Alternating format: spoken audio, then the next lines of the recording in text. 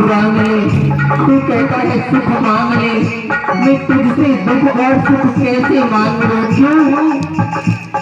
उसकी विशेषता क्या है? हे कन्हैया, सुख दुख ही तो जीवन की गाड़ी में चलाते हैं। सुख दुख से जीवन की गाड़ी को चलाते हैं। हे कन्हैया, जीवन की गाड़ी के दो पहिए हैं, एक है सुख, दूसरा है दुख। दोनों में से एक भी टूट गया तो गाड़ी खराब हो जाएगी कन्हैया। इसीलिए सुख दुख ही तो जीवन की गाड़ी चलाते हैं। सुख दुख इस जीवन की गाड़ी को चलाते हैं। सुख दुख ही तो हम सबको इंसान बनाते हैं। सुख दुख हम सबको इंसान बनाते हैं। सुख दुख ही तो हम सबको इंसान बनाते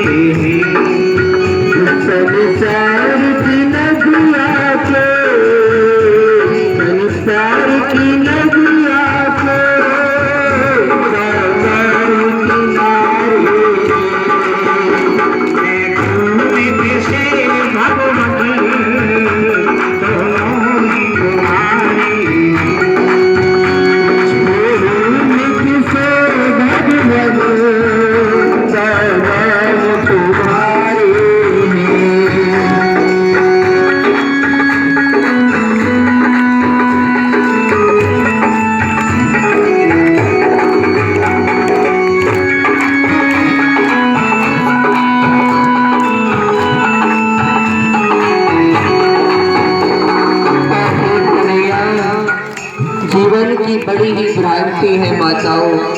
क्यों? सुख चाहे हर कोई, सब दुख से डरते हैं।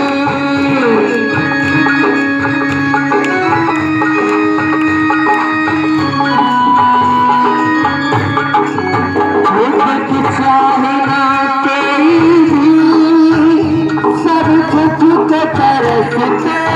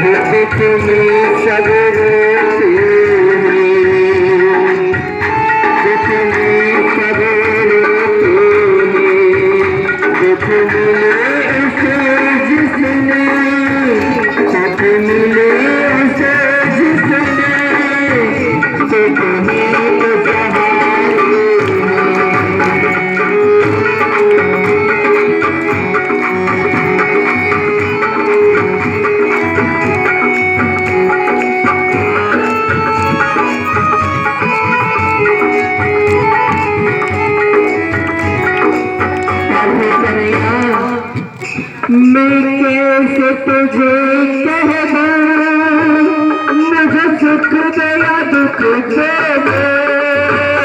मैं कैसे तुझे कह दूं, मुझे सुख या दुख दे दे। मैं कैसे तुझे कह तुझे दे, मैं कैसे तुझे कह दूं, मुझे सुखया दुख दे दे। मर्जी है तुम्हारी कन्हैया, चाहे सुख दे दुख दे दे। मर्जी है तुम्हारी कन्हैया, चाहे सुखया दुख दे दे। मर्जी है तुम्हारी कन्हैया, चाहे दुख या सुख दे दे। मर्जी है तुम्हारी कन्हैया, या सुख या दुख दे दे। या सुख या दुख दे दे, या सुख या दुख दे दे। हमने तो करे आगे, हमने तो करे। सिर हाथ उठाए बिल्कुल ऐसे और मेरे पीछे बोलेंगे, हमने तो करे आगे, हमने तो करे आगे।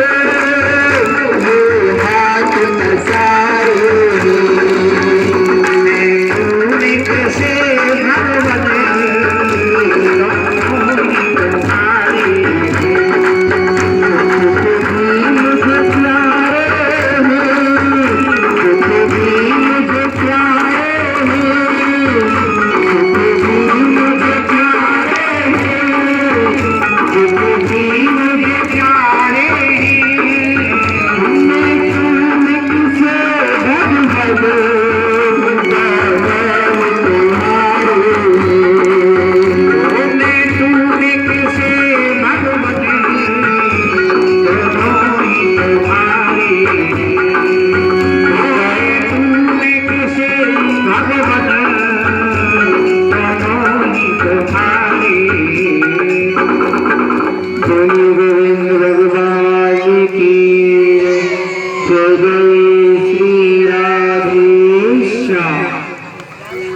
कन्हैया, मैं सुख मांग कर क्या करूंगी?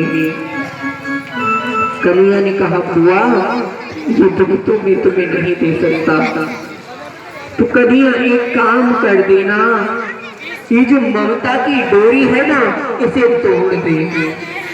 बुआ ठीक है। कन्हैया द्वारिका के लिए आए हैं। हाँ जी, ये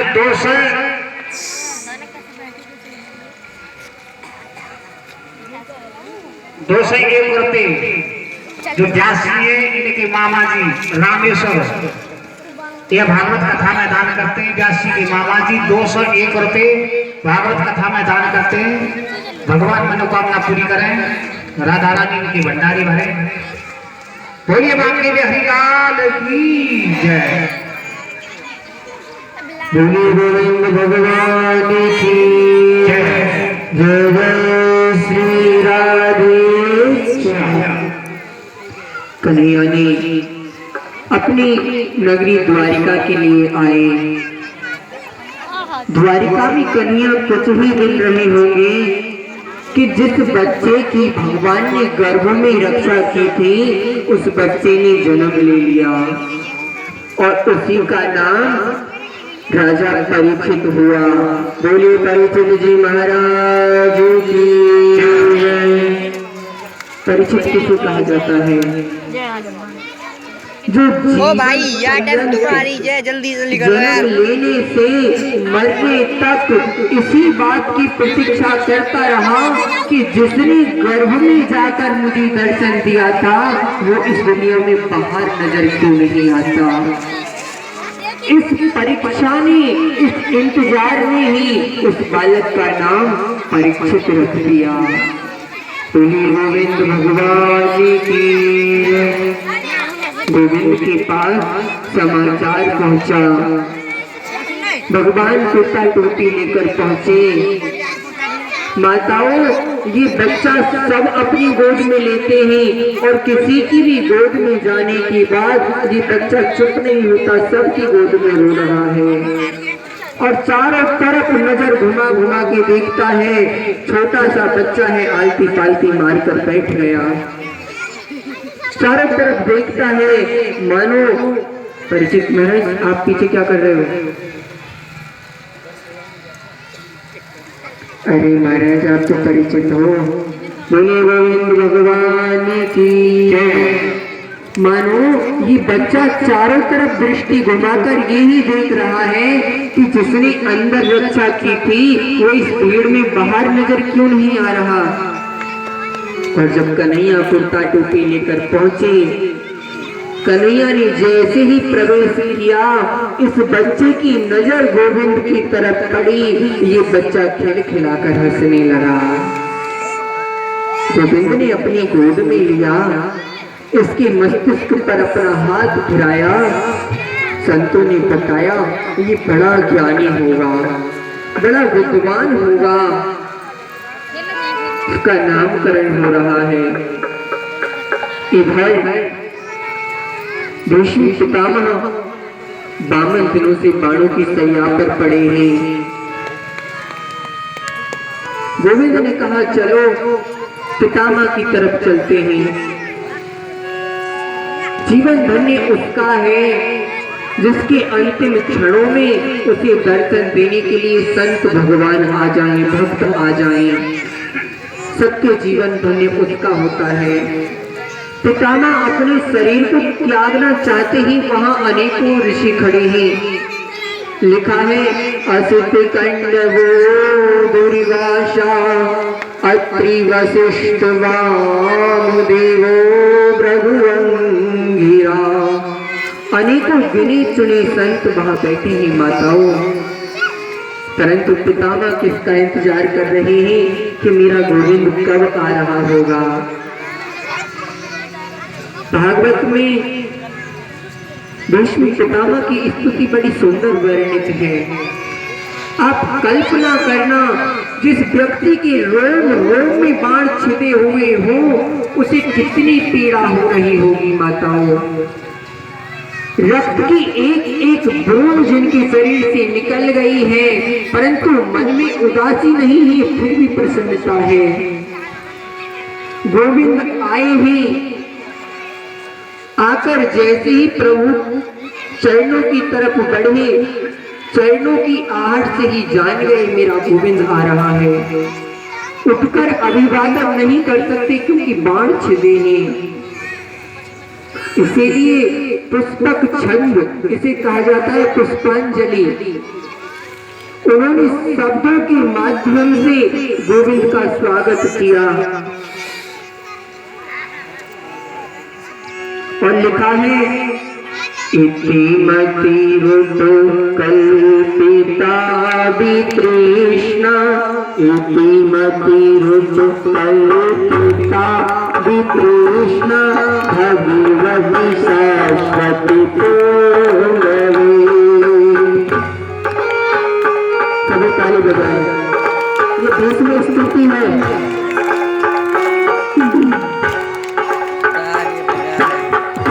मति रूप कल्पिता वितृष्णा। मति रूप कल्पिता वितृष्णा भगवती शाश्वती पूर्णवे।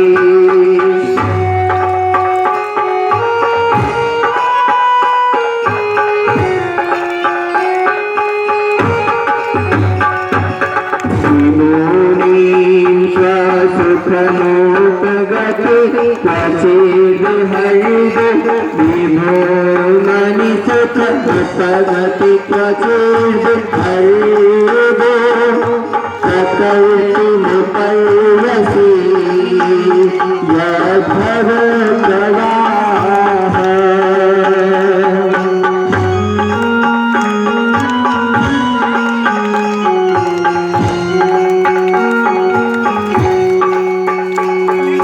स्वगम पहाय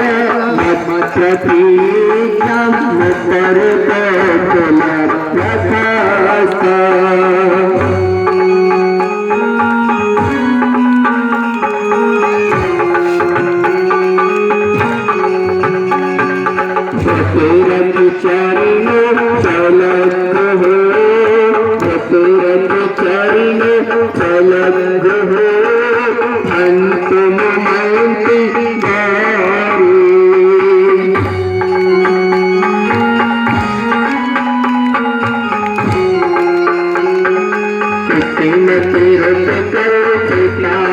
कृष्ण भगवती सरस्वती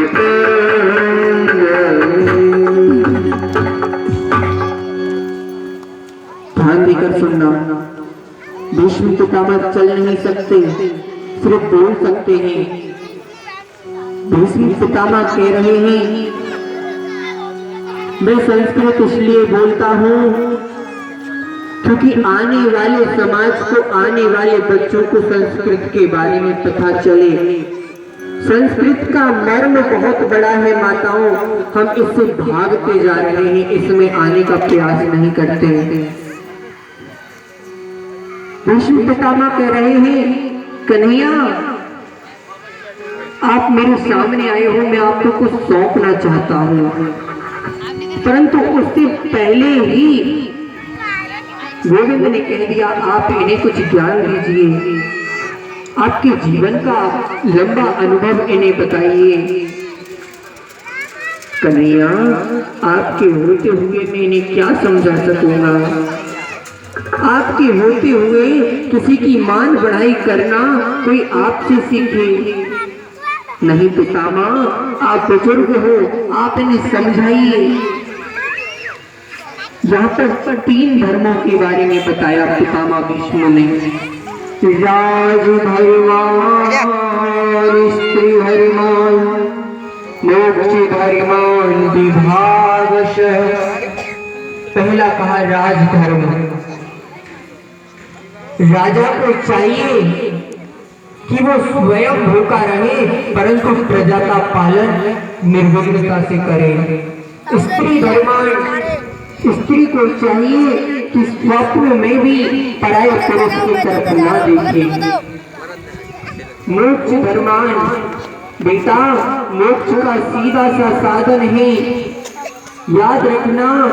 पाप करना जितना बड़ा पाप है, पाप होते हुए देखना उससे भी बड़ा पाप है। आंखों के सामने पाप होते हुए मत देखना। यदि हो सके तो उसे रोकना, और यदि तुम्हारी सामर्थ्य में ना हो तो आंखें बंद करके वहां से चले जाना, खड़े होकर तमाशा मत देखना। ये मुक्ति का साधन नहीं। द्रौपदी हंस पड़ी, बड़े बड़े विद्वान खड़े हैं, किसी की हिम्मत नहीं कि पितामह के सामने नजर भी मिला सके, और द्रौपदी हंस गई। पितामह ने पूछा, बेटा तुझे हंसी क्यों आई? डर गई। पितामह मुझे माफ कर दो, मुझसे अपराध हो गया। नहीं बेटी, जो कुलीन स्त्रियां होती हैं वो बिना कारण के नहीं हंसती। आज आंखों के आंसू भरकर द्रौपदी कहने लगी, पितामह आज बड़े ज्ञान का उपदेश कर रहे हो। आज कहते हो कि आंखों के सामने पाप होते हुए देखना महापाप है। अरे अगर ये महापाप है तो ये महापाप आपने क्यों देखा? याद करिए उस दृश्य को। बड़ी सभा में मेरी साड़ी को खींचा जा रहा था, मैं रो रही थी। सबसे पहले मैंने आपसे कहा था पितामह मेरी लाज बचाइए।